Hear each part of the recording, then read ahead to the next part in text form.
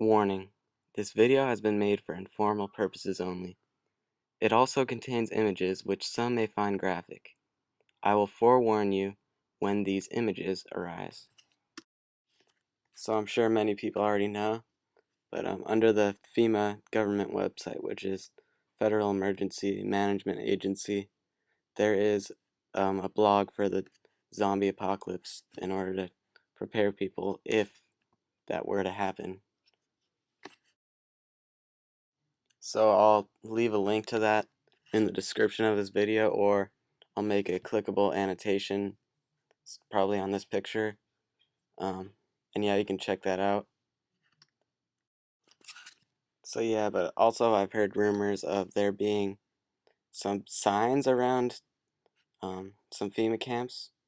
I mean, this one in the picture is probably just a joke, but yeah, I've heard a lot about that. Um, Now, what I find really peculiar is the fact that the government has placed over 500,000 coffins around a FEMA camp in Georgia, and I'll leave a link to this somewhere in this video, and you can check that out. There's a huge conspiracy behind this, but I kind of have my own idea behind it. So I just wanted to use this quote from Albert Einstein to back this idea up, and it goes, "You cannot simultaneously prevent and prepare for war." Now, the whole idea behind this is, like, why would we have these 500,000 coffins just waiting for someone in the FEMA camp? It's like either we're trying to prepare for a war, maybe something bigger, like World War III perhaps, I don't know, or just a natural disaster that completely hits our country, like a zombie apocalypse. I'm going to forewarn you that this is the part of the video which contains some images that people might find graphic, and it contains some historical information regarding cannibalism and other things that happened mainly during World War II. This image right here could very well be a picture of cannibalism happening in New Guinea or New Guinea during the World War II era. Or it could just be a picture from a scene of a zombie movie from the 60s, but there were many instances of cannibalism happening all throughout the World War II period. Now, I'm not at all trying to say that, oh, all these people were zombies or anything like that, because famine actually was hitting a lot of these countries during that time period, and it's just out of instinct that people would start eating each other because, you know, they were hungry, they needed food, they needed to survive. Now, the reason why I'm bringing all this up is because during that time period, Hitler was searching for the Ark of the Covenant or the Holy Grail, whatever you want to call it. And like we know that he was trying to do that, you know, he was pursuing that. However, the National Socialists were looking into a lot of other stuff also. And the main thing I'm going to bring up that we know about is something called Experiment 17. Now, basically what Experiment 17 was, in a nutshell, they were pretty much looking into necromancy, or raising the dead, controlling the dead, non-living people, yeah. However, this part of a document found regarding Experiment 17 was highlighted, and excuse me if my pronunciation is wrong, but it says, Das Experiment mit dem Arbischen Totenbuch, something like that, and it was translated, I used Google for this, to the experiment with an Arabic Book of the Dead. So what this Arabic Book of the Dead basically is, or what it was, is something called the Necronomicon. The whole idea behind this Necronomicon is basically a book that, if you find it, it contains a magical spell which can raise the dead, or you can control the non-living. Really, I must point out that there's no proof that this book exists right now or that it has ever existed, because it's simply just a folk tale, or there's just been stories passed through generations about its existence and what it does. But again, we don't know if this exists or it has ever existed. I will leave a link to a video regarding Experiment 17 and this Necronomicon. And yeah, you can check that out if you want to find out more about this.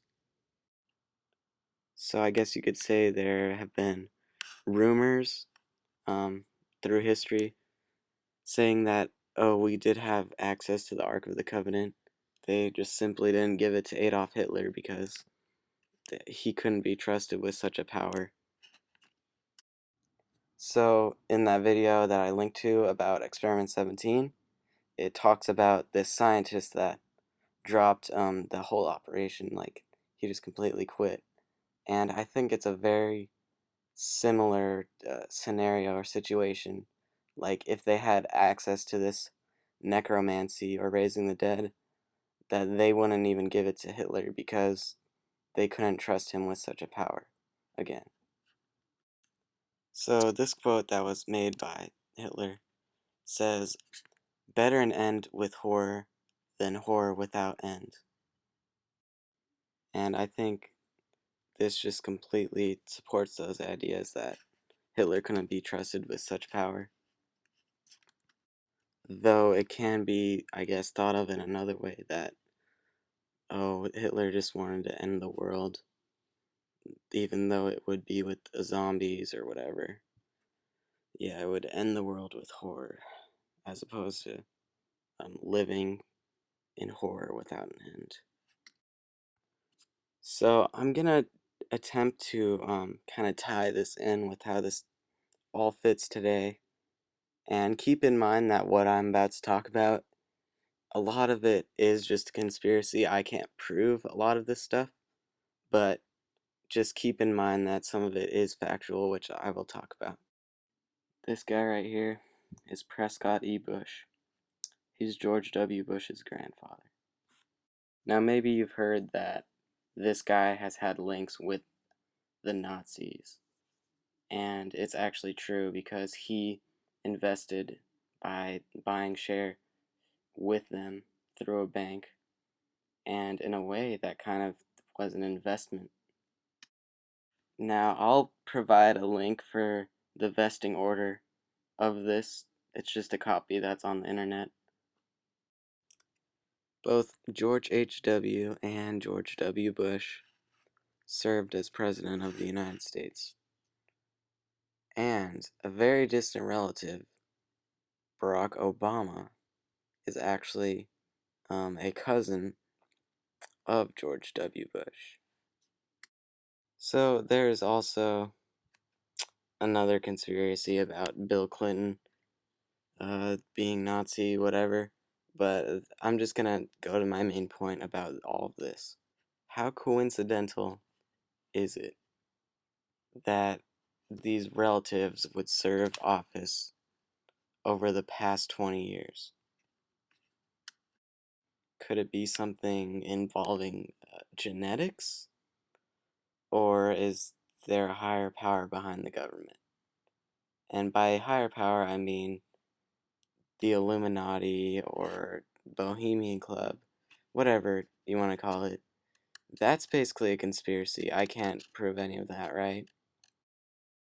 I'm basically just trying to provide you, the viewer, some of this factual information and how it kind of does, I guess you could say, line up with some of these conspiracy or these crazy ideas. Now going back to the whole FEMA thing, the camps themselves are actually there for a natural disaster if it were to occur. So people have safety, shelter. Not just saying a zombie apocalypse, but it's meant to cover natural disasters like a hurricane or tornado, tsunami, stuff like that. But in comparison, the FEMA camps recently have become very similar to that of concentration camps. Now, it was probably back in, like, I think it was 2006 when it really became like this high security FEMA camps. And it was, I think, within the past 2 years when these coffins actually were added to the FEMA camps in Georgia. So in the link of the video that I'm going to provide, it'll cover a lot of this conspiracy behind the FEMA concentration camp and all that. But again, it's just a conspiracy. We don't know if that's its sole purpose there, as of now at least. So I'm just going to end this video with this. And if you could take one thing from this video, please just take this. Don't expect anything, but prepare for the worst. Because if something like this were to happen, then we'd be better off safe than sorry. And I'm not at all saying that there will be a zombie apocalypse or anything like that. I don't know. But this is just some information that I've gathered. And I hope that you can kind of take part of it in and see it as a possibility, I guess. But yeah, thank you for watching.